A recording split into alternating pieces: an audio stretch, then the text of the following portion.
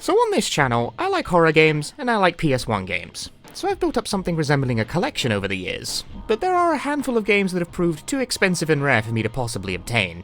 So I resorted to the dark side of emulation, and gave them a try.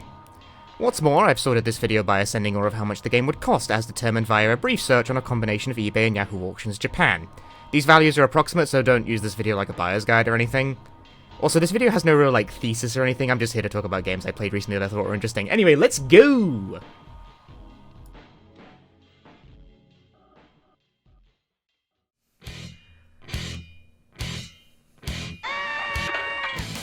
First up in this video, Mad Panic Coaster, which is already somewhat stretching the definition of a horror game, but honestly, look at this box art and tell me you wouldn't assume this is a horror game too. Mad Panic Coaster is a game I kind of struggle to describe with words because, look at it. You ride a roller coaster across an absurdly fast-moving track, you throw bombs to get rid of enemies on the track, albeit good luck telling if you're hitting anything, and your goal is to survive 3 laps of each level, and then on the 3rd level of each set, defeat a boss by mashing bomb until your hands hurt. The appeal of this game mainly lies in the visual spectacle, because actually playing it is intensely stressful. Panic Coaster is kind of too hard for its own good a lot of the time, requiring a combination of super good reaction speeds to keep the cart from spiraling off the edge of the course, because I stress you have to control this thing manually. And sometimes you just have to flat out memorize the course because some things like jumps just fly at you super fast. When you clear a level, it plays this little jingle.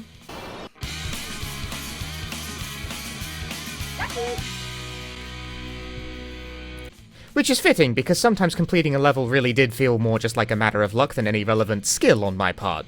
Also, check this level out. This level has ice physics. Oh my god, I cannot begin to stress how cruel this is to do in a game of this speed. This easily took the longest of any level in the game, and it's like the first level of the second world. If you make it past this, you're good to go for the rest of it.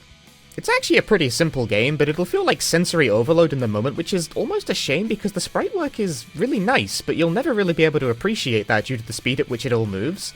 It's also not a very long game. I was able to complete it in a little over an hour, which might be a bit of a raw deal considering this game clocks in at this video at a price point of approximately $190 US. Almost $200 is the floor here, people. It's all uphill from here. But for a fun hour, Mad Panic Coaster, I had a good time with it. Also, for reasons unknown to me, the ending is just this picture of 2 dogs with the text, "Have a nice day." It's cute. It's cute. Next game.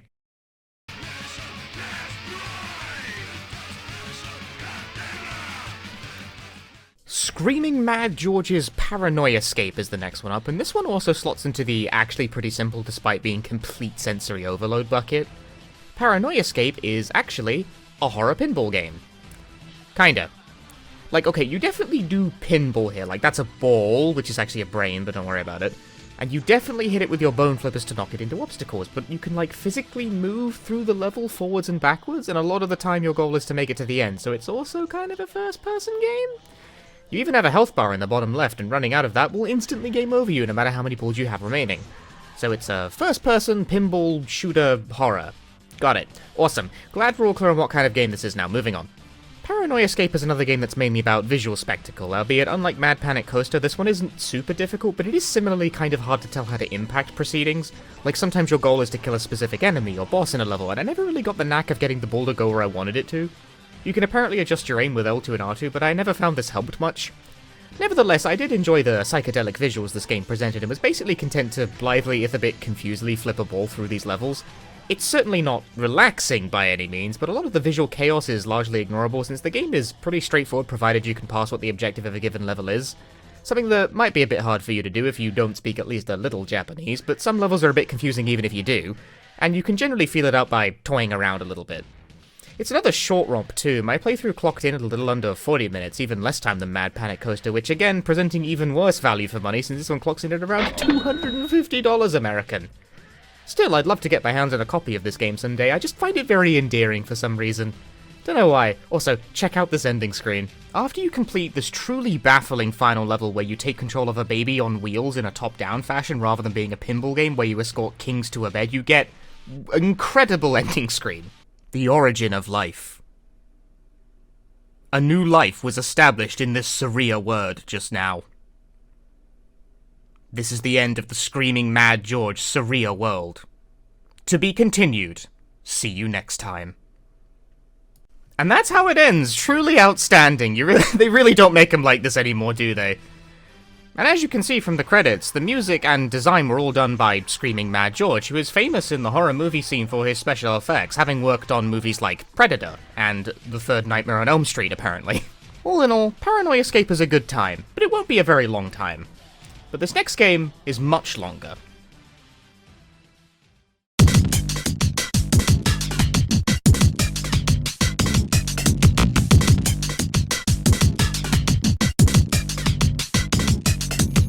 I imagine this is going to be the most well-known game in this video since it was a staple of YouTube Let's Play culture for a bit there. But LSD Dream Emulator certainly fits the bill, being one of the PS1's most expensive games to the tune of about $800. And like I said, you'll get your money's worth from this one since completing this game takes an entire year. An in-game year, that is, which could potentially take a double-digit number of hours. Although LSD isn't really a game you try to beat, per se. The basic gameplay flow, if it could be said to have one, is just to simply explore surreal PS1 environments as you proceed through 365 days of dreaming. Dreams change locales sporadically, sometimes textures get replaced with just words, sometimes new things appear in potentially familiar locations, but overall, LSD is really more of a game you vibe to rather than you attempt any sort of serious goal-oriented playstyle. Oh, and as for the horror?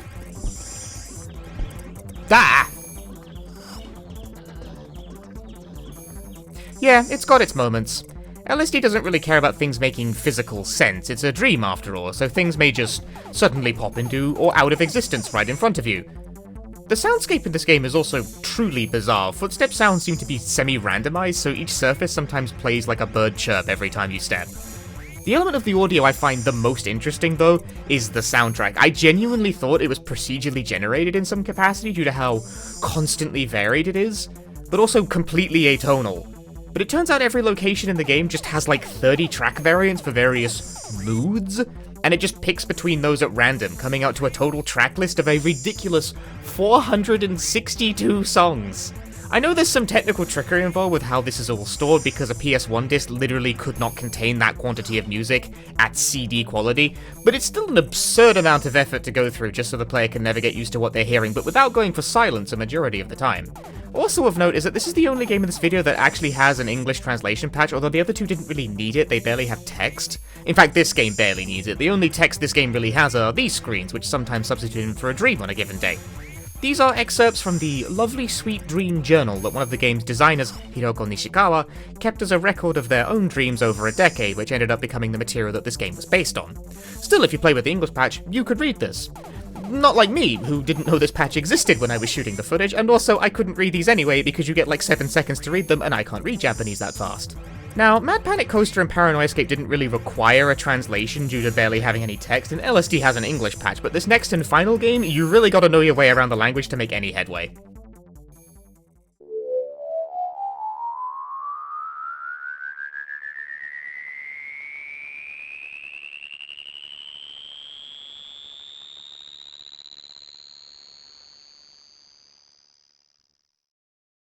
Germs, Nerawareta Machi, or Germs the Targeted Town to give it an English name, is what I could reductively describe as a bit like a PS1 version of Deadly Premonition, but even that doesn't really capture the essence. Germs is a mystery adventure RPG, like it's definitely an RPG of some description with stats galore and like Morrowind-ass combat where making contact with a weapon isn't necessarily enough to actually deal a blow. But there's also a large emphasis on simply navigating around town and talking to people to gather clues on your investigation, but I've kind of gotten ahead of myself here, so let me back up a bit. Firstly, check out this box art. A game of such unbridled confidence in its aesthetic that it didn't even care to put the game's name on the box itself, instead preferring this flesh mass of naked bodies. The vibes are inscrutable on this cover, which is a perfect fit for the game itself if you ask me. And hey, actually, let's take the game's word for it on what kind of game it is here as a Chikyu Shinryaku Shinri Adventure, or Earth Invasion Psychological Adventure game. In fact, directly above this text reads something like, "No game up to now has ever been like this," which is a bold claim, but one that Germs might actually earn the right to make. Now, I can read Japanese somewhat, so I didn't tend to have a hard time working out where to go, but I'm also not going to translate this game beat for beat because I don't want this video to take all months, so I'm going to give you the cliff notes on how we start here. You, the player, are a journalist returning to their hometown after 20 years spent away from it as you left the town with your family after high school. The protagonist isn't, like, named or anything, you're just expected to project onto this role, I guess. The manual provides a bit more detail about how obviously something sinister is going down in the town, but in-game things unfold a lot more slowly, so I'm going to stick to that. You start the game in your office, where you're able to save at your desk, use the phone, or look at your computer. If you look at your computer, you can check your email inbox and read an email from an old friend Fujita, who invites you to his place to chat about the town. This being the first obvious lead to pursue, you stand up from your desk to start making a move, whereupon you are greeted with the absolutely insane control scheme of this game.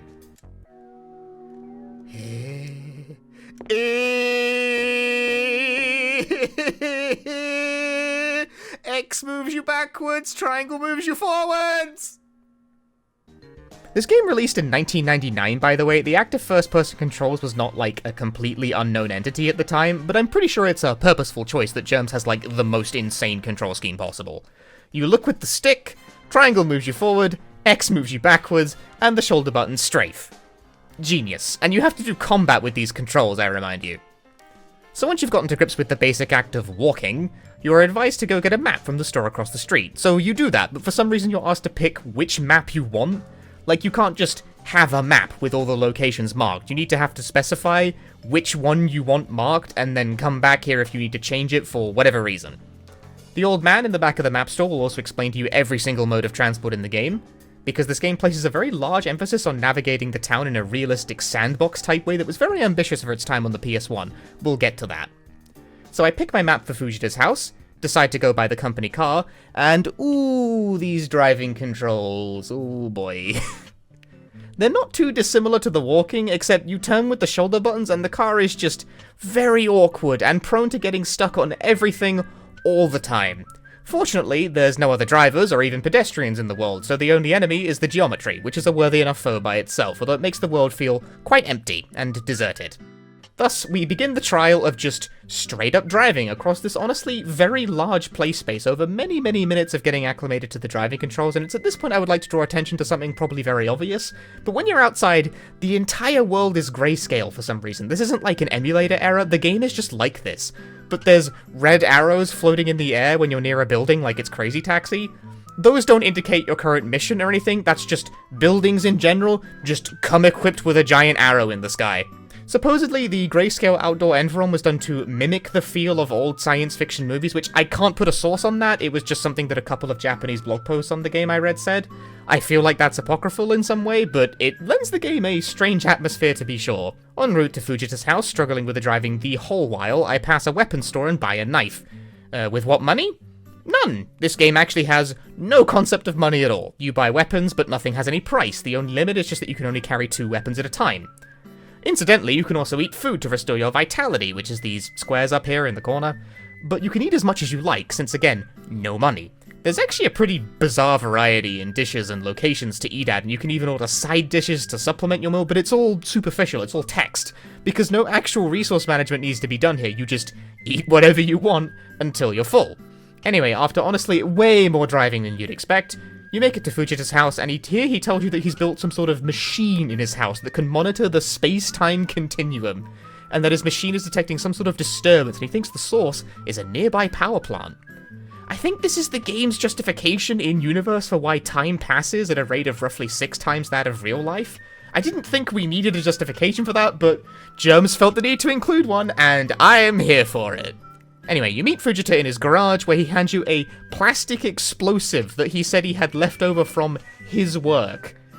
I assure you, I didn't make any of that up. It's just as weird even if you read Japanese perfectly. So, once again, we drive over to the power plant, me crashing the car into basically everything as I go.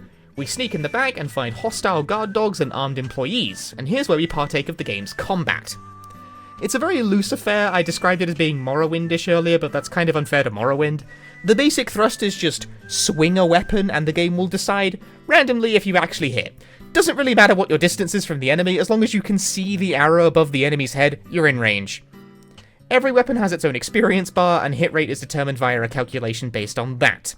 This runs into the somewhat obvious issue that in this first mission, your hit rate with basically every weapon in the game is trash.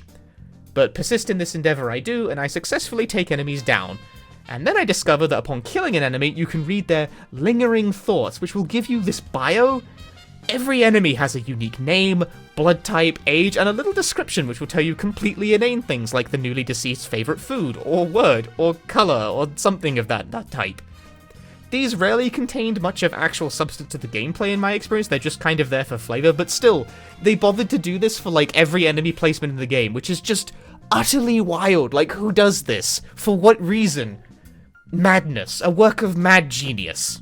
So I continue slugging through the power plant as best I can, and eventually I reach this gnarly-looking dog in a lower level who seems to speak to the player telepathically, and says, "We stand in the way of a great merging of all life forms into one consciousness. Who are we to stand in the way of this?"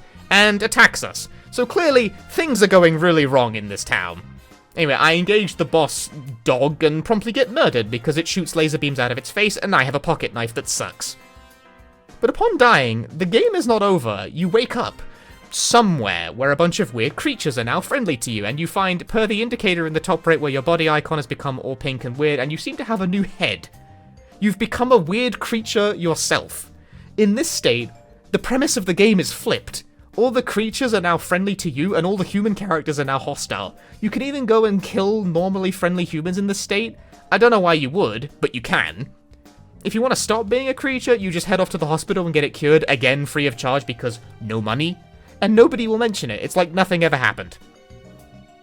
Anyway, after another few attempts at defeating the psychic dog, eventually, somehow, I pull it off. I'm honestly still not clear on what actually kills you here, like your body meter seems to take damage in various places, so I think it's just a huge luck component to whether or not you get killed by getting hit in the head too much. Fujita then blows up a weird device in the power plant that he suspects was causing the disturbance, and he just goes home. Like, cool, man needed a nap, I guess. See ya, buddy. So I follow suit, navigating back out, and at this point I'm really sick of the driving, so I discover the magic of riding the bus.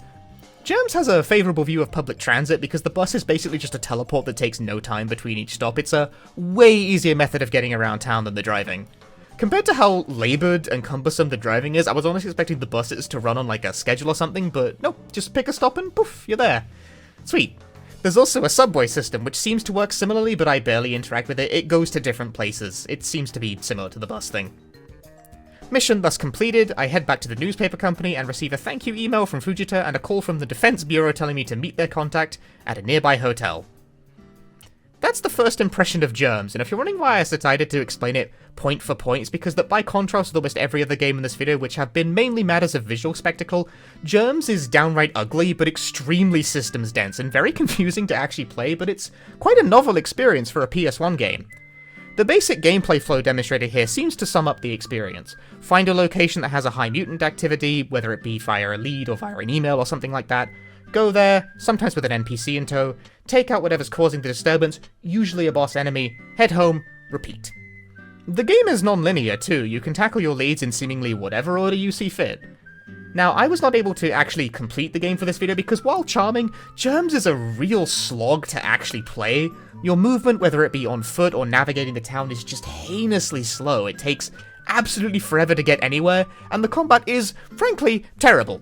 But I'd be interested in giving the game a more detailed look at some point because it really seems to be a one-of-a-kind experience on the PlayStation 1. A novel, open-ended detective horror game trying to push novel gameplay systems on a platform that was absolutely in no way prepared to handle them. I may have only had fun occasionally and mainly from the absurdity of its scenario rather than the actual gameplay, but I salute Germs for its bold, innovative spirit and being just absolutely fearless in the face of hardware limitations. And a real dense game requires a real dense price, and Germs is almost certainly the rarest game on this list, if not the rarest game on the entire console, with copies going for roughly 1,000 US dollars. 4 digits, baby. Roughly. Germs is honestly very hard to price check because this game is genuinely so uncommon and so obscure that you can only ever find like a couple of copies being sold at any given moment, but the game has absolutely moved for 4 digits, so I'm going with that. If you're keeping score, and I am, in total, if I were to have purchased every game in this video, this would have cost me $2,240 to make in total. As much as I'd love to spend exorbitant amounts of money on PlayStation 1 games, unless my Patreon starts picking up some real steam, for now we will have to make do with emulators. And that was 4 extremely expensive Japanese PS1 horror games. Have you played any of these? Let me know if there's any other weird and expensive games out there you'd like to see me talk about, and above all else, thank you very much for watching, and if you enjoyed this video, please leave a like, comment, and subscribe, etc, etc. And also check out the Patreon. I don't think I'll be able to afford any of these games anytime soon, but the support does very much help. Thank you again, and I'll see you next time. Ta-ta for now.